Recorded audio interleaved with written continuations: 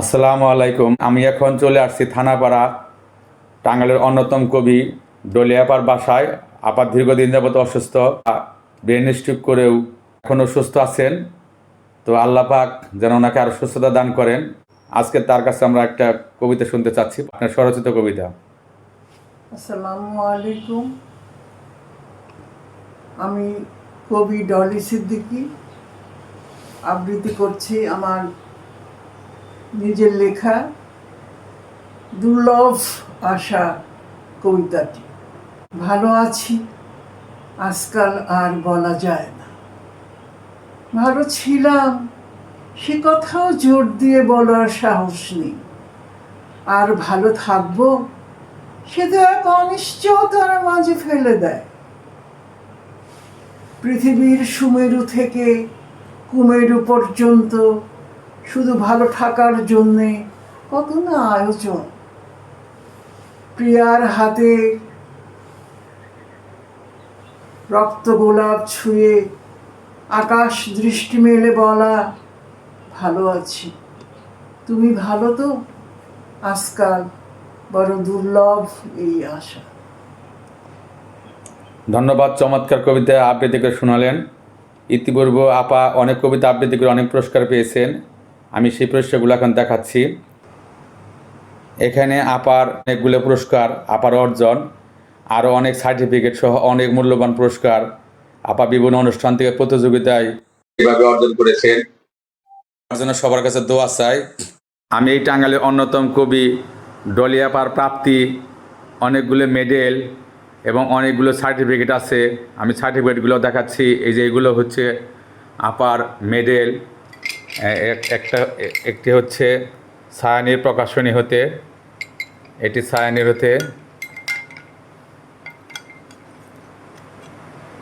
এটি হচ্ছে mother publishing. এরকম অনেক পুরস্কার রয়েছে আপার। এগুলো হচ্ছে আপার অর্জন সার্টিফিকেট। টাঙ্গাইল সাহিত্য সংসদ থেকে প্রাপ্তি, এটা একটা অভিনন্দন পত্র। তার নিচে রয়েছে একটি জেলা সাহিত্য মেলার সম্মাননা সনদ।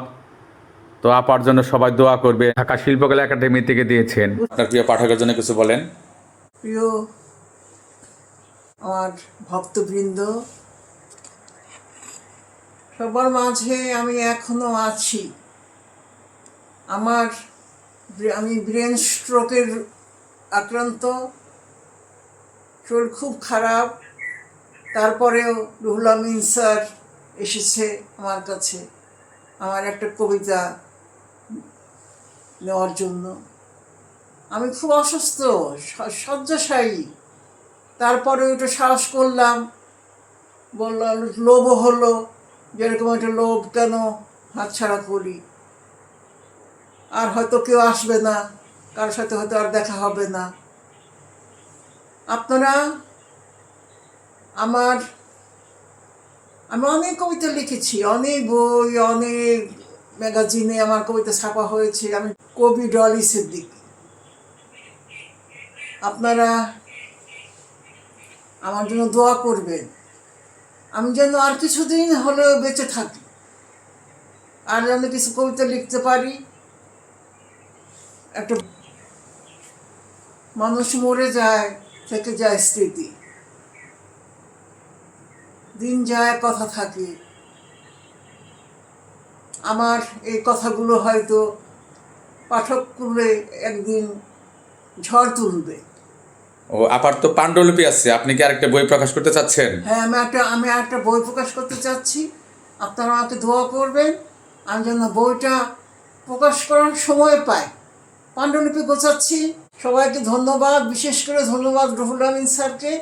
উনি আমার এখানে আমার বাসায় এসেছে, আমাকে কিছু সময় দিল, আমার কবিতা, আমার কথা রেকর্ড করলো। আমি ধন্য হলাম। আপার জন্য সবার কাছে দোয়া চাচ্ছি। তো আমার সাথে সবাই থাকবেন, আর আপার জন্য সবাই এমনভাবে দোয়া করবেন যেন আপা অতি তাড়াতাড়ি সুস্থ হয়ে যায়। এই কামনায় আজকের মতো বিদায়। আল্লাহ হাফেজ।